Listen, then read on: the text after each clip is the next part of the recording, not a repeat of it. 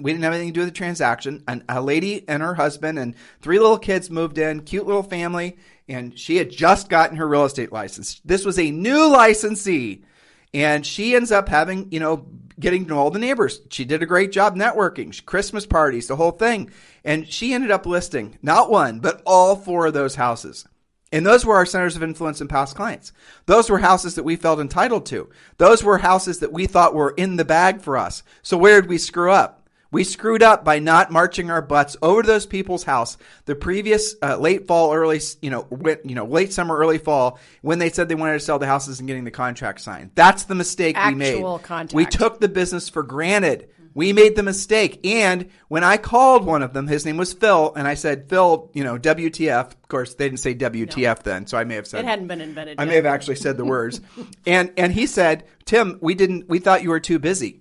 We hadn't heard from you in a while. We hadn't heard from you. And, we met her at this Christmas party, and, she's a realtor, you're a realtor. So despite all this experience, despite all these positive experiences in the past, despite everything we'd done, they basically decided to list with this new agent just because she was there when they were ready to get the contract signed. That is how real estate works. That is how life works. And that was a mistake that we made, and we never made that mistake again. And I beg all of you not to make that same mistake when it comes to your centers of influence and past clients. That's right. So, thus the topic of today's podcast. Contact your center of influence and past clients before someone else does.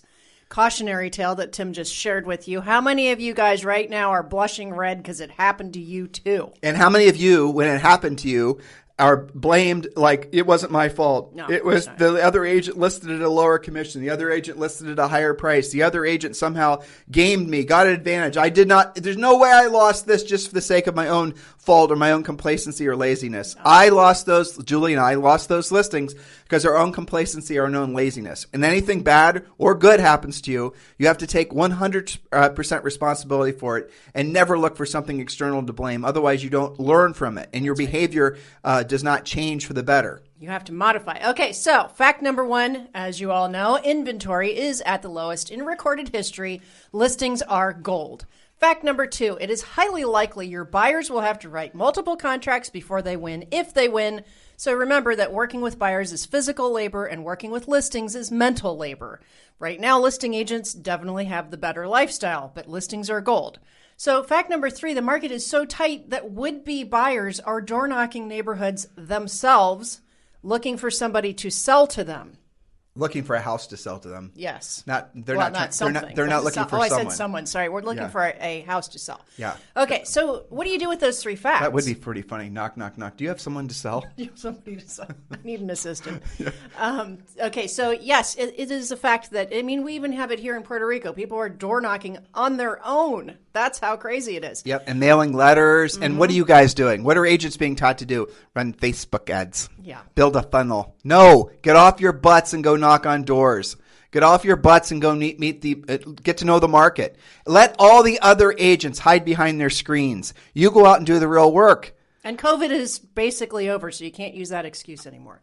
Okay, so commitment number 1, commit to making contact first. Yes, door knocking, but we want to prioritize first. 100% of your past clients and centers of influence in the next 90 days or less, then lather, rinse, repeat for the rest of the year. Okay, let's define it. Here we go. Hold on. Sorry. Contact, we did at the same time.